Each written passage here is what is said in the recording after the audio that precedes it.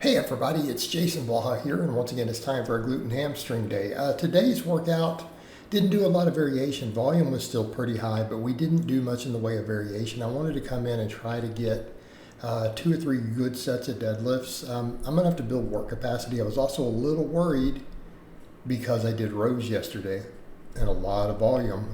It could be a little harder on the deadlifting, and it was. So this 550 for a double was actually hard enough that I knew I probably didn't have a triple. I really was going to try to do 3 sets with this, but I realized that could be a little much. I need to build the work capacity on this because, again, this was quite heavy this week. I did 3 reps with this last week and then failed a 4th. Keeping in mind, though, guys, diet, extra cardio, did rows yesterday. So I did the double, and then I'm like, let's come over and just go 500 and try to get some good reps in. And I got 4 reps and called it quits, right? So that was enough deadlifting. But I think what I want to do here, I want to mess with the 550, try to AMRAP them, and then start working with maybe 500-ish for some back off work until we get strong enough to do multiple sets of something like 550. Although, I mean, because I pulled this for 4, I probably could have pulled 550 again. But here's the thing. I'm going to have to get used to rowing the day before first. And I can accept that because, again, just priorities in terms of training the upper body stuff is a higher priority. So then I went over to my reverse hypers and I loaded it heavy. And I want to just keep building these up for work capacity. So again, trying to push the machine to its limits of basically what I can load on it with the plates that I have. So I have calibrated plates, I can do a lot. Rogue rates it for 700 plus pounds. That's what they have it at. They don't have an actual cap listed. But I mean, I would assume when they say stuff like that, it's kind of like the asking for weight ratings on the tree. They said it'll hold any plates we have. So I think because it's Rogue, and then they're looking at what's the most plates you could possibly load on it. I mean, their calibrated plates are 1 inch thick. And you've only got so much collar space. So that probably really is your weight capacity. But I started with the 700, did 6 sets, realized I could probably do a little more. So remove that 5 and put a 45 on, and ended up doing kind of the same reps with it. So for some people who are kind of like, well, there's a little bit of swinging here, is this where, yeah, oh God, it feels way more taxing than when I do even 300 or 400 pounds. Like, it's noticeable. And here's the idea with it. Here's the idea. I'm going to get an eccentric because any way it breaks down, I have to get the weight started, and you have that eccentric that pulls you down with that heavy weight. It's unique effect when you're using the heavy weights. And remember, I used to do really heavy, 500, 600, whatever plus pounds for really high reps on the other one. Of course, it wasn't as stable as this Rogue one, that Titan one. Right, I used to do that, and it got my deadlift way up. Like my deadlift was actually really good. At that time, I was definitely up in the 6s, because I think at the time when I was doing that, I know I pulled 625 on a deficit, and I know later with a stiff bar at one point I pulled 635 off the floor.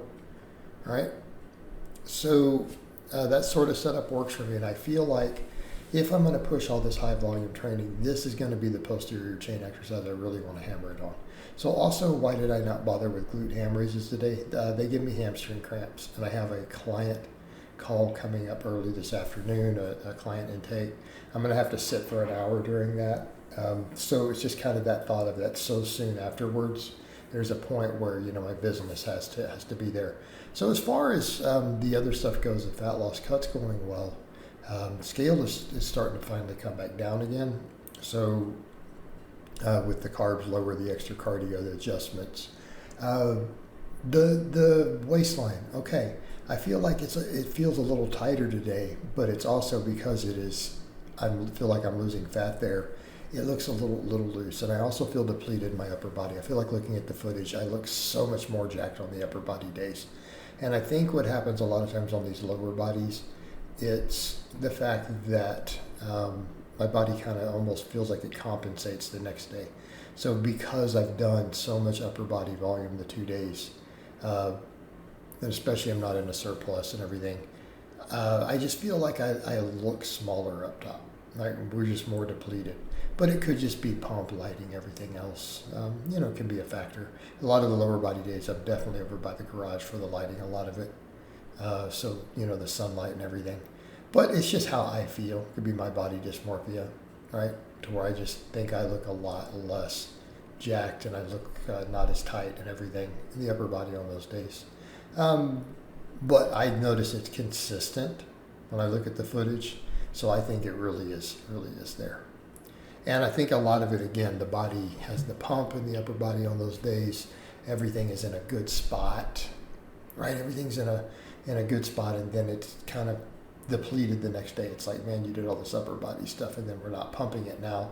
So I feel almost like it just takes all the blood out of those areas to do the lower body, right? It's one of the things I've noticed very consistently on the 2 lower body days versus the upper. So again, if I'm right though, the first couple sets we'll see the difference tomorrow when I do shoulders. Tomorrow will be a shoulder day, and I'm considering adding forearm work to make it shoulders and forearms, right? Shoulders and forearms. And again, volume's going to be high there too.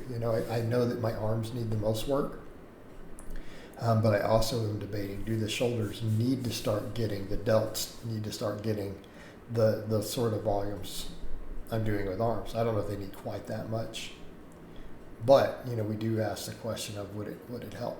Because could I use more side and rear delt and all of that, right? I think that we could, particularly as we get leaner. Wouldn't be a bad idea. But the reverse hypers, again, amazing exercise. I think everyone should have access to one of these. And it's kind of one of those where I've pushed the edge on it like this before and did get good results, and I've gone over to lighter, and it doesn't produce, for recovery, it's great. But as far as it carrying over to my deadlift and just making me strong and resilient, the really heavy weight works. And I'm doing these high volumes, and this is an exercise that puts you in traction. So I feel like I can tolerate a lot of it. So I did 12 sets of it today, and I may build that up since I know I can load. This is the limit with kind of my plate setup. It's 740. I want to see if I can just keep ramping the volume with that, right? Because my low back feels phenomenal after this. It's just like, man, all that stretch and pull. It got a pump, but it didn't cramp or anything. It feels really good. And I also know that if I'm going to go back and do my low bar squatting coming up, it's going to carry over to that too. So again, hopefully, within a few months, we're back to squatting 500 again while still getting leaner and more cut and working on physique.